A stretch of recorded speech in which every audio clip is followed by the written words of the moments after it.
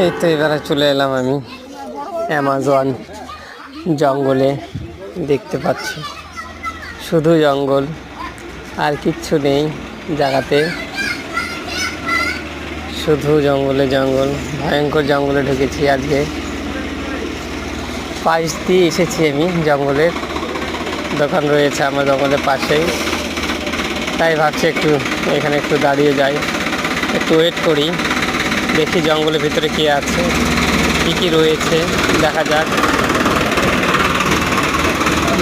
শুনেছি নাকি অনেক ভয়ঙ্কর জিনিস বের হয় জঙ্গল থেকে, ওই জন্য দাঁড়িয়ে রয়েছে অনেকক্ষণ থেকে। তাই ভাবছি কিছুক্ষণ একটু দেখি কি বের হচ্ছে। কিছু অবশ্যই বের হবেই। এখন পর্যন্ত কিছু বের হয়নি, অনেকটা সময় হয়ে গেল। তার পাশে দোকান নিয়ে চলে এসেছি, দোকানের কাছে রয়েছে। দেখি কাস্টমার আসুক, একটা দুটো করে। জঙ্গল ভিতর থেকে আসছে নাকি, এই যে আসছে একটা দুটো করে, অনেকটাই জড়ো হয়ে গেছে এইখানে। জিনিসগুলোর দাম শুনছে কাকিমাগুলোর। বড়টার দাম বেশি না, 1200 টাকা। কেউ হার নিতে যাচ্ছে, যে গোল্ডেন হার বলছে, হার নিব।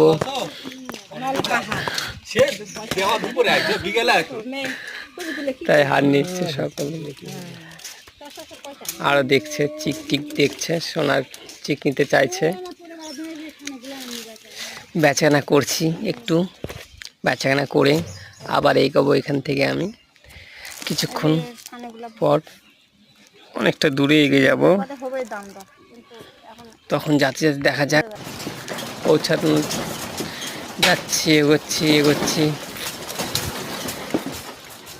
দেখতেই পাচ্ছ সাইড দিয়ে যাচ্ছি আমার গাড়িটা নিয়ে।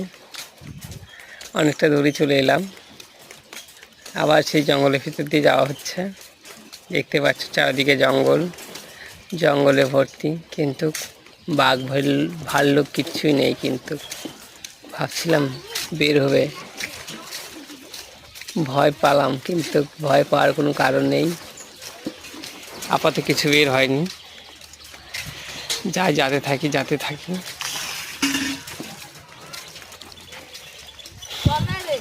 হাঁটে যাচ্ছি, অনেক রাস্তা খারাপ রয়েছে, শুধু জঙ্গল দেখতে পাচ্ছি চারো সাইডে জঙ্গলে। কিন্তু জঙ্গলের ভিতর দিয়ে যেতে হচ্ছে আমাকে, আরও কিছুটা পথ অতিক্রম করে যেতে হবে।